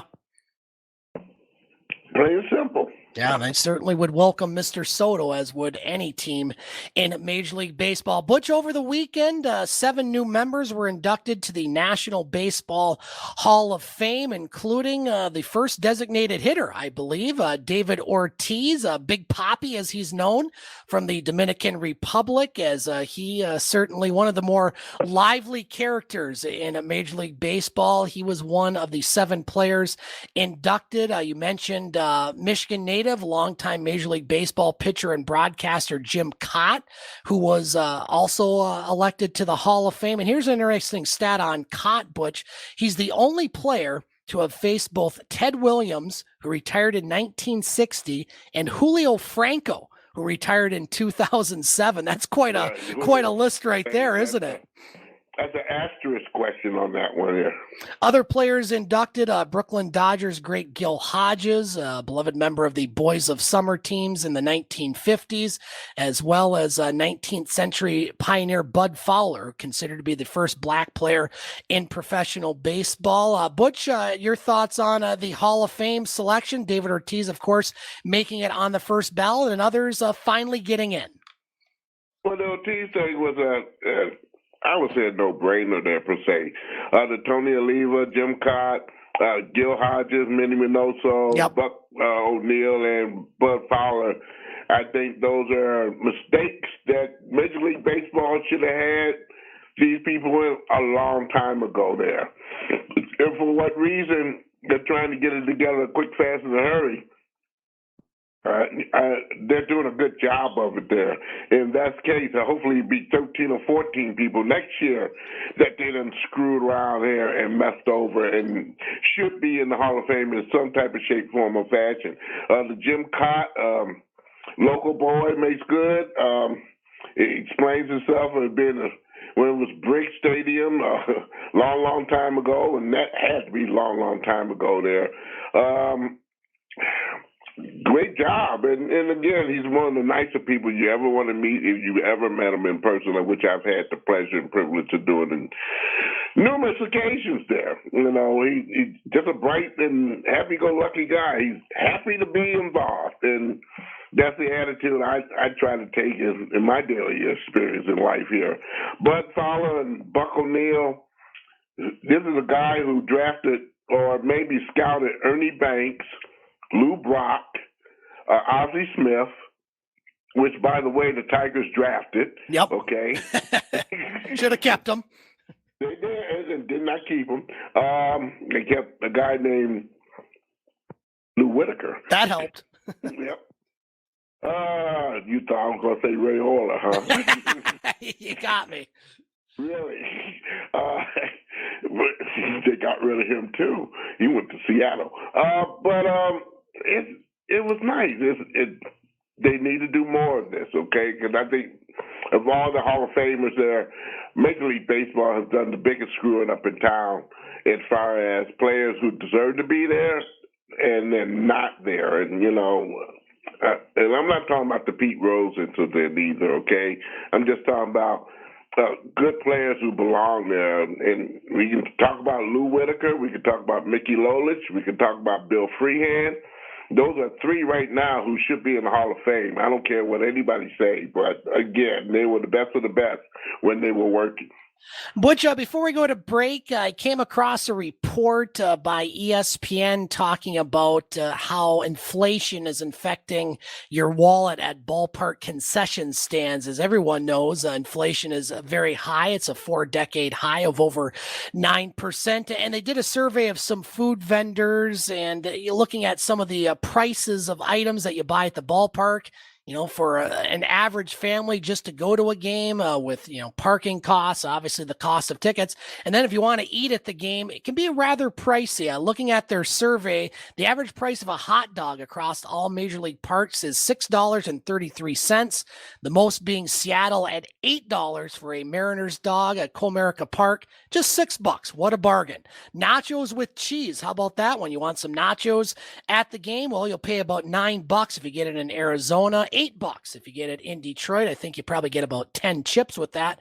And of course, what would the ballpark be without a box of Cracker Jacks? You'll pay almost $8 in Arizona and Los Angeles. At Comerica Park, a bargain basement price, Butch, of $5.25. Now, when you get to beverages prices, certainly those ones run you a bit. The highest one that they had in their survey, 20-ounce Coors Light in San Francisco, will cost you about $15. The price per ounce of domestic light beer in Detroit, 49 cents. So you can do the math on that one. Water, 28 cents, and soda, 31 cents. Butch, obviously, with vendors and buying souvenirs and such, that's where a lot of these Major League Baseball teams make their bread, or at least, try to make a little more money. These costs of food, not just at the supermarket, but at the ballpark, pretty tough to take, I think, for the average family. Tough to take for a long time here. Yep. Because of the good old days, we can remember our fathers used to, maybe not yours, maybe Butch, maybe yes, would sneak liquor in. No comment. Carry a Bible or something there. We cut out where a bottle of liquor or something be in it, or a flash or something, talking about his medical supplies and whatnot. Those days are gone, boys and girls. Sure are. One of the things that I look at all the time, and you mentioned this, is remember the Little Caesars $5 pizza? Yeah, you can get it here. Yep, $5.55 now here, yep. Or something like that. There, you go to a ballpark like Comerica Park, it would be $14. Yeah, and that's a bargain. And that's the owner. You would think that would be the biggest bargain of any ballpark in town, that they can sell pizzas to everybody for $5 here.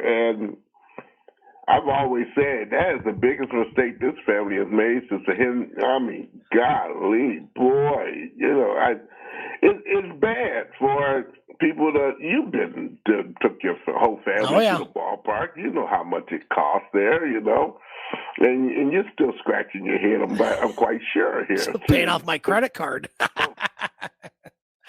Butch, we're going to take our bottom of the hour break. When you and I come back, we'll talk about the NBA, the NHL, and of course, the NFL, as the Detroit Lions have started their training camp. The veterans will report tomorrow, and Butch Davis will give us his thoughts, all coming up on the Twin Sault's only local, regional, and national sports show, The Game, News Talk 1400.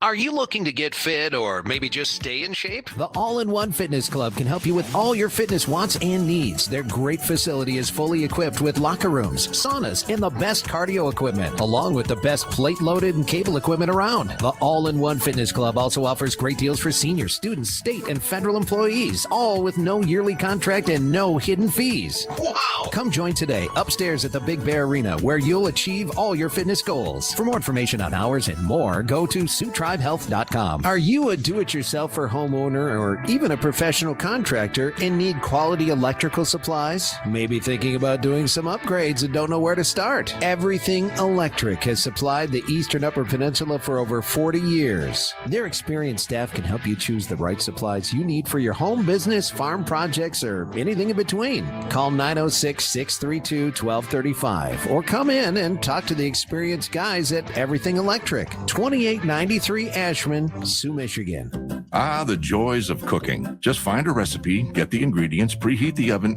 Okay, this is already too much. Pull up Applebee's to go instead. Choose from the whole menu, order and pay online, pick it up, and now you're home with dinner. Ah, the joys of not cooking. Applebee's to go. Now that's eating good in the neighborhood. Pick up your next meal with Applebee's Carside to Go. Order and pay online, pick up, and head home. Getting the kids to practice on time. Remembering if it's your day to bring snacks. Making it to the game with a clean jersey. Why are simple things sometimes so complicated? Thankfully, with auto owners, insurance doesn't have to be one of them. Auto Owners works with independent agents who answer when you call, so you can worry about more important things, like whether your kid is going to run toward first or third base. That's simple human sense. Madigan Pingator, your independent auto owners agency on West Water Street in the Soo. Let's get back to the Twin Sault's only local, regional, and national sports show. Let's get back to the game on News Talk 1400. 7:34 on the game. News Talk 1400. Scott Nason with you as we continue to be joined by co-host of the game and host of Butch on Sports, Butch Davis. Just a programming reminder, next week we will not have an edition of the game. I will be on vacation. We'll talk about that more in a moment. So our next broadcast of the game will be on Monday, August 8th. 6 to 8 o'clock right here on News Talk 1400. Butch, NBA, pretty quiet on the Detroit Pistons front, pretty quiet overall as far as the league. The Boston Celtics among the teams to engage in talks with Brooklyn Nets on a possible Kevin Durant deal, according to sources from ESPN. But other than that, not a whole lot that I've come across as far as the Pistons or the NBA. Anything that you can report? Nothing. Not a smidge. Everybody has gone into their whole, getting ready, doing their last minute vacation and whatnot before everything kind of wind up, and they'll probably go through their own personal training regimen before in September. I'm quite sure camps and stuff will be opening up for the NBA as well as the National Hockey League there. So nothing to report on the Detroit Pistons. I don't know if that's good news or bad news. Never know with them. But the news that I want to see and up down the road a piece here is that the Pistons are winning ball games there, and again, maybe no noise is some good noise. Butch, just one other thought. I came across this quote by Kendrick Perkins, a former NBA player and current basketball analyst, I believe, for ESPN. He was talking about the 2004 Detroit Pistons, certainly one of the more unique NBA championships of teams of all time and their makeup, especially now where we see, many superstar-laden teams. Of course, the Pistons in 2004 had a lot of good players, but maybe no quote unquote superstar. And the thing that they did, I think, better than any team that's won in quite some time, they played a good defense. Perkins said, quote, "I strongly believe that the 2004 Detroit Pistons would have beat any team in any era in a 7-game series. That is arguably the greatest defensive team in NBA history." I just wanted your thoughts on that, Butch. The Detroit Pistons teams that have won NBA championships going back to the Bad Boys of 89 and 90, they prided themselves on defense. Certainly 2022, a very different basketball game, if you will, than the Pistons played in those two eras. But I just wanted your thoughts as far as that. It's kind of a unique quote, and I wanted to hear Butch Davis's take. Now, you're talking about the 22 Pistons? Would they be the best defensive team in the NBA? That's what you're saying? Not a chance. The 2004 Detroit Pistons that beat the Lakers. Yes, they were very good. We can still argue with the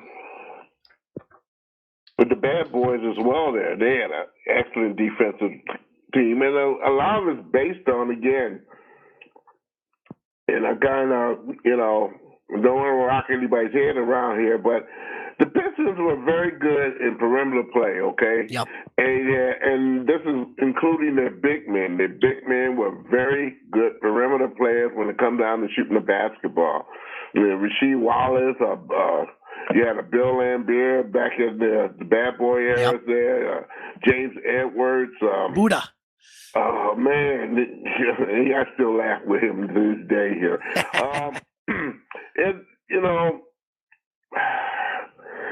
The 2014 was more or less unique because it was a team that basically, when they got it together, it wasn't all put together. I think it made it more complete when you got Loudmouth Rockhead, which is a.k.a. Rasheed Wallace on the team there. And that kind of solidified everything. In period, you had a Tajon Prince who basically couldn't work at guard, but yet and still be at a forward and still be very, very nifty when it comes down to playing defense. Of course, Ben Wallace. What could you say about him? His name of his game was basically defense first, and anything else I can get after that was a bonus, and it was. And it kind of worked out very good there. But to say that that's the best defensive team, they would be one at the top. But again, my mind hasn't wandered a little bit. I'm quite sure I would bring up other teams that were better, okay? And saying that, I would look at the Boston Celtics way back when. I would also look at the Chicago Bulls at a certain point there, okay? When it came down to playing defense, I'm talking about the Michael Jordan era there. So, I don't know. Kendrick Perkins. I like him. I like him because he's entertaining. Yep.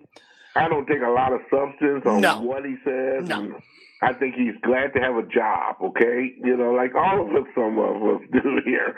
But I think sometimes he overrides some of the things that come out of his mouth there that it doesn't have a bit of sense at all to it there. But it's comical, and and for that I might look at it. And again, well, it's a busy day going on. I won't have no thought of not looking at him at all. I like it. Butch, moving on to the Detroit Red Wings. They announced today they signed free agent defenseman Robert Hagg to a one-year contract worth $800,000. Hagg, a 6-year veteran, spent last season with the Florida Panthers and Buffalo Sabres. 1 goal, 8 assists, 35 penalty minutes. So I wouldn't say that was exactly a big signing. And it was also announced today, Butch, that the Detroit Red Wings have extended their affiliation through the 2026-27 season with the Grand Rapids Griffins. The two clubs on Monday announced that they've upped their 20-year affiliation through 2026-27, meaning the convenience of proximity will remain as the Red Wings look to enter a new and hopefully more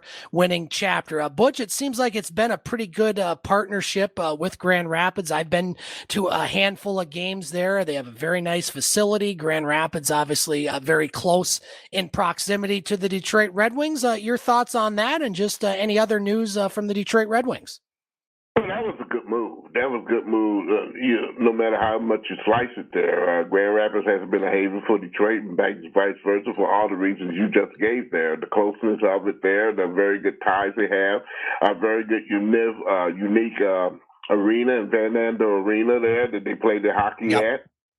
It's just it would be a perfect place. And then this is a very, very supportive crowd that comes to those particular games, and I'm not talking about maybe 2,000 or 3,000. I mean, we're talking about a good 7,000 to 8,000, maybe a sellout, which is I think Van Andel carries around about 12,000 people in there. You can get in there very easily there, and they have been full at occasions, especially when Grand Rapids Griffins were in the playoffs or going for the Memorial Cup or something like that there.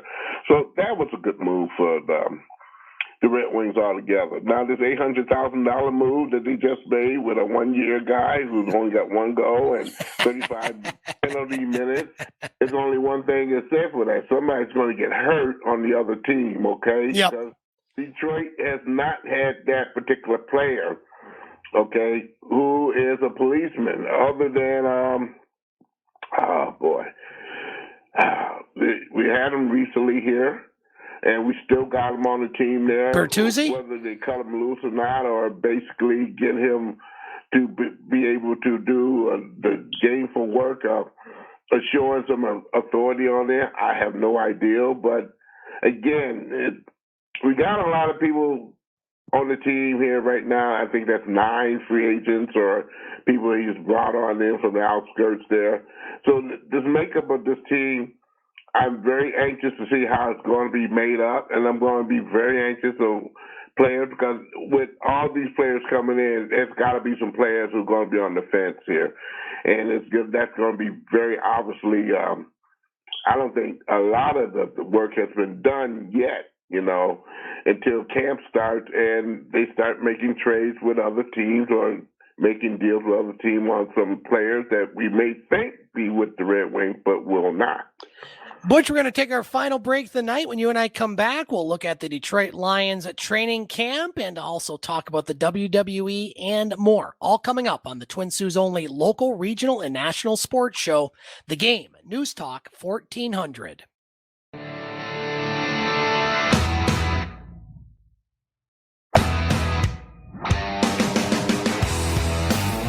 Now's the time of the year to get more for your money on a new Mahindra, the world's #1 selling farm tractor. Enjoy 0% financing on select Mahindra tractors. That's more for less on Mahindra's best-selling models. We deliver more lift, better fuel efficiency, and more built-in weight. Paul Thompson here with Gaylor Thompson Sales. Come on in and test drive a new Mahindra today. And remember, we also carry a full line of Boss plows, Cub Cadet, Woods implements, X-Mark mowers, Echo Power equipment, and Doolittle trailers. Give us a call today at 906-478-3026. And remember, I-75, exit 373 in Rudyard for the best service in the EUP.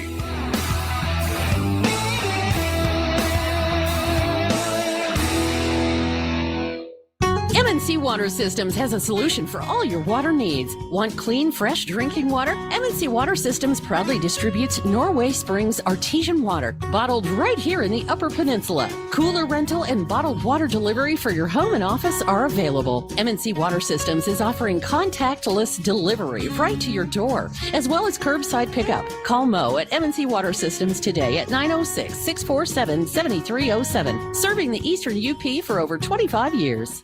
To make this the summer event at O'Connor's will make your summer with big savings on ultra-low mile leases on the rides you love. Like a new 2022 Jeep Gladiator High Altitude with a 39-month $499 payment plus tax. You pay $49.95 at signing. Or new 2022 Ram 1500 Crew Cab Bighorn. Grab a 36-month $379 payment plus tax. You pay $28.73 when you sign. Must qualify for Stellantis Lease Loyalty Bonus Cash for either offer. At O'Connor's of Pickford. See dealer for details.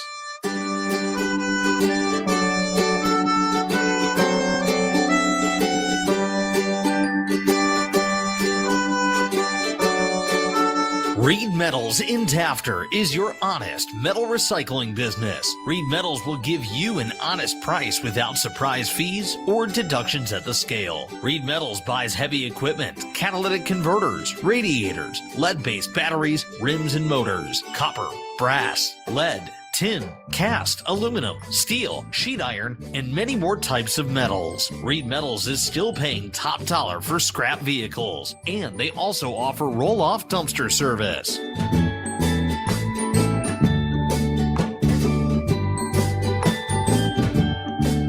Reed Metals is open Monday through Friday, 9 a.m. to 4 p.m. Visit reedmetals.com. Reed Metals, conveniently located only 10 miles south of the Soo on Mackinac Trail. You can catch podcasts of the game at thegamesportshow.com. Now let's get back to it with Scott Nason on News Talk 1400. And welcome back to the game on News Talk 1400. Scott Nason with you as we continue to be joined by co-host of the game and host of Butch on Sports, Butch Davis. If you want to hear the full 2-hour version of tonight's show, you can find it a little bit after our show on the website, thegamesportshow.podbean.com. Butch, the Detroit Lions opened up their 2022 NFL training camp this past weekend on Saturday with rookies reporting. And of course, the veterans will start reporting tomorrow. The Lions have made some moves ahead of training camp. The team on Sunday announced that cornerback Jerry Jacobs and defensive ends Roman Akura and Josh Paschal have been placed on the active, physically unable to perform or PUP list. As well, rookie wide receiver Jamison Williams and linebacker Natrese Patrick have been placed on the active non-football injury or NFI list, according to the team. None of these players are expected to be ready for action when training camp opens this week, but they all would be eligible to begin practicing immediately if they were to come off of the injured list before preseason. Butch, Lions training camp, certainly going to be an interesting one. Hard Knocks, the HBO series, will be there following it. I know you're going to be there. Just your thoughts on the Lions as we head into training camp. Wishing to see a winning team and a better attitude by, I guess, the whole Lions organization. Plain simple there, you know. There's a lot to be said, a lot to be had. It's just,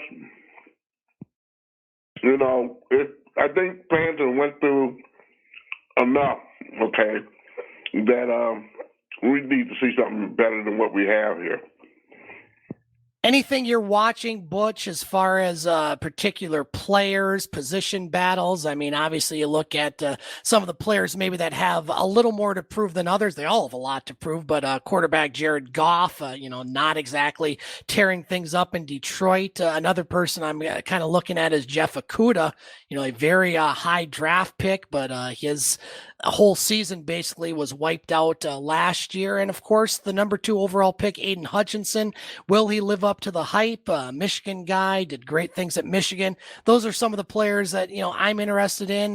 What about you? What are some of the things you're going to be watching besides what you already mentioned?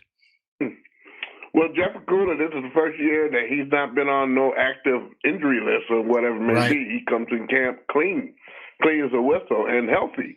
So that's a good thing here. Aiden Hutchinson, I guess a lot of people will be eyeing on him. I don't know what for. The only thing I'm going to be eyeing is the scoreboard during regular season. Yes. That's the proof that the Rebels going to meet the road there. It's, I think, too much of hyping something when it's not there is a bad thing, especially in this town, okay? Yeah. For all sports in general here. But yes, I'll be watching some certain players. I'll be getting some reactions from certain players. Butch on Sports, you'll be listening to those interviews and whatnot there. And basically looking at the enthusiasm and the body of work that's coming out of there, especially from our head coach there and some of the other coaching staff as well. Because normally that tone, they're not going to tell the story of what's going to happen on the field. I think that main equation will come again by watching the scoreboard during the regular season and how this pans out there. Hopefully it pans out to be a good thing. And a lot of people feel that the Detroit Lions is going to be a better team. I'm one of those who, when I'm not so much looking at the draft, but like I said, looking at the butt end of the year, when Dan Campbell stood on up and said, this is wrong, that is wrong, and did something about it, and the record reflected on it. So I'm like I said, the big thing I'm going to watch, other than what I'm going to watch in training camp with some of those players, is the scoreboard during the regular season. Butch, how about this one at Pocono yesterday in NASCAR? Chase Elliott was given the win, even though he finished third, because Denny Hamlin and Kyle Busch, who finished 1-2, were disqualified after their Toyota's failed inspection. It was believed this is the first time that NASCAR has disqualified an apparent winner since 1960. You got to have those inspections pan out. Didn't look like it was that way for the Toyotas yesterday, Butch, at Pocono. Somebody's in the kitty. Those were 2 mad young men, and when they got the results, who did what? Who didn't check this? Who didn't check that? But that was kind of funny when I heard about it. And Elliott, who just, he was boo-hoo, ho-hum. He ended up winning the thing here and getting the cup handed to him. So, from 60s, the 60s was the last time he did something like that. 1960, yeah. Seems like it should have happened more than not here, And for go that bad, I think there's a lot of cars that are not up to spec. I guess, like I said, who's getting the kitty here? Butch, Vince McMahon retired, quote unquote, as the World Wrestling Entertainment chairman. That was announced on Friday. The 76-year-old further announced that his daughter Stephanie and acting current president Nick Khan will be taking over as co-CEOs. And it was announced today that we'll just call him Triple H because, like you, I can't pronounce his last name. He will oversee WWE's creative direction. This announced from the WWE today following Vince McMahon's retirement. We've talked over the past couple weeks about all the troubles that Mr. McMahon is in as far as some former female employees and wrestlers. Apparently, $12 million has been paid out to 4 former WWE employees or contractors since allegations about Mr. McMahon's sexual misconduct. So it looks like, Butch, we've seen the last of Mr. McMahon on WWE programming. Your thoughts? I don't think we're going to see the last of this guy. Somewhere down the line, he's going to show up. Probably. Yeah, like next year when it comes to the WWE football. Oh, yeah. So we haven't lost this guy worth a damn. I think the biggest problem and the challenge was that, as you know, the WWE is a public company here, which has board members and whatnot here. And everybody likes their investment on how their money's being spent. And I'm quite sure a lot of the people who invested into the WWE, which they're making money on, didn't like it to see $12 million of it just go to being paid out by Miss D's Vince McMahon, at 70-something years old. So with all that saying here, boys and girls here, I don't know. Again, Vince McMahon was a brilliant human being because he came up with an ideal that played the way for how wrestling is being done today. And where wrestling was on local networks and whatnot there, he went to NBC and the USA Network and got that thing streamlined. And that what boomed out the WWE to be or the WWF at once upon a time it was called to be even that came down to a mistake. He paid money for that too. The little animals and and the dolphins and stuff here. Taking money from them. But he has a lot to thank the USA Network because when the wrestling went on prime time on USA, where basically you got to see the wrestling matches from the arena, just like you did if you would have to pay, which I kind of miss because I think the theatrics in wrestling now is a little bit much to bear, especially when you got 3 hours on TV like tonight, and they'll spend majority of half the time on doing commercials or plugs for matches and whatnot, which don't need to be. But Vince McMahon was a very successful guy. His company has been, at that point in time, was very gracious with me when it come down to giving me time and effort in finding out what's going on or interviewing or whatever it may be. So it's been a couple of WrestleManias I got in there. Like I said, my first job in Detroit was a cameraman. Nice. Who to know at Pontiac in the Silverdome. So, you get he's very nice, very decent. When it comes down to when I come across him there, and I don't know him doing the Adams house cat there, but I don't think fans will miss him. I think the fans will still thank him because wrestling has gotten bigger and better than it ever has been there. When the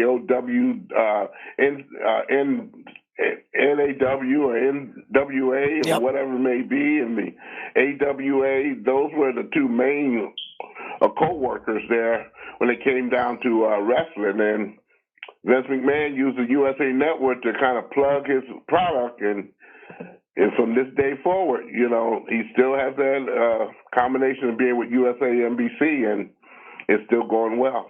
Butch, we're running real short of time. Quick thumbs up and thumbs down for me. Thumbs down to the Detroit Tigers. We've already covered that. Thumbs up to UFC's Paddy Pimblett. You mentioned this on your show last night, urging men to speak up about mental health. He won a fight over the weekend in London, lost a friend to suicide. Here's a quote. It says, "I woke up Friday morning to a message that one of my friends back home had killed himself. This is 5 hours before my weigh-in. Listen, if you're a man and you've got weight on your shoulders and you think the only way you can solve it is by killing yourself, please speak to someone, speak to anyone. I know I'd rather my mate cry on my shoulder than go to his funeral next week. So please, let's get rid of the stigma and men start talking." Well said, Paddy the Batty Pimblett, and certainly something near and dear to my heart. Well done. Butch Davis, we got about a minute and a half. Your thumbs up and thumbs down, sir. Amen on the thumbs up. We're going to leave that alone there. That speaks for all of us there. Thumbs down go to the Detroit Tigers and their inability to do some drafting on local players. Great pace. Detroit Edison High School there. Finally got drafted by the Toronto here. Hey, We're missing the boat, people, when it comes down to local. Always shop local here. We spray it every day. Detroit Tigers, local.